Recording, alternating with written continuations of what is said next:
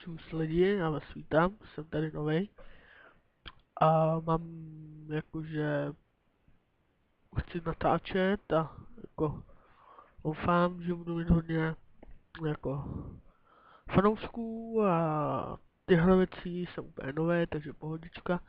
No tak mám tady něco pro vás přichystanýho, jakože mám, takže jdeme sem.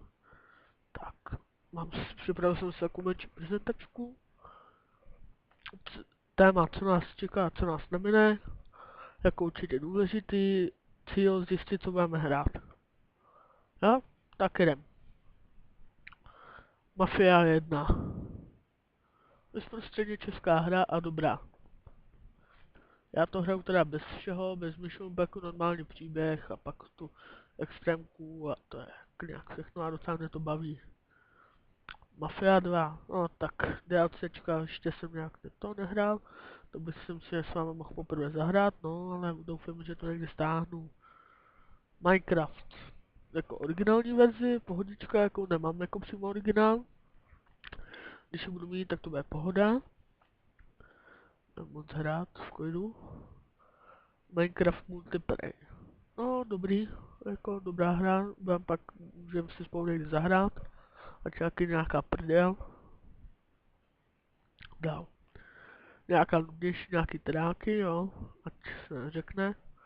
Takže nic nehraju. Dál. Dark Orbit onlineovka obyčejná, jo, takže úplně od začátku úplná sucka bez nějakých hacků, bez těchto kokotin, protože to je hra na nic pak. GTA San Andreas. Dobrá hra, s nějaký cheaty tam dáme, nevím jako to, protože to pak nebaví.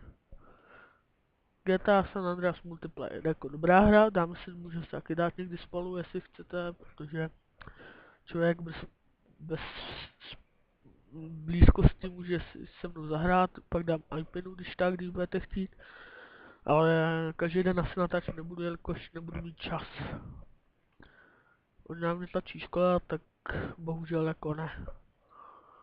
Pak nějaká jakože další nudnější hra úplně od začátku.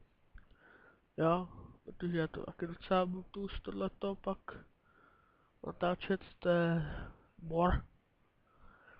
Protože to tam prostě sedíte a jo, to je prostě. Tak děkuju za pozornost, tak mám hodně fanoušků, jak jsem zmínil už na začátku a kdo jste mohl, tak mi klikněte na odběr. Děkuji. A je to pro mě motivace do budoucna, když mi to budete dávat, tak já budu spokojený. Tak zatím, čus, možná natočím dneska ještě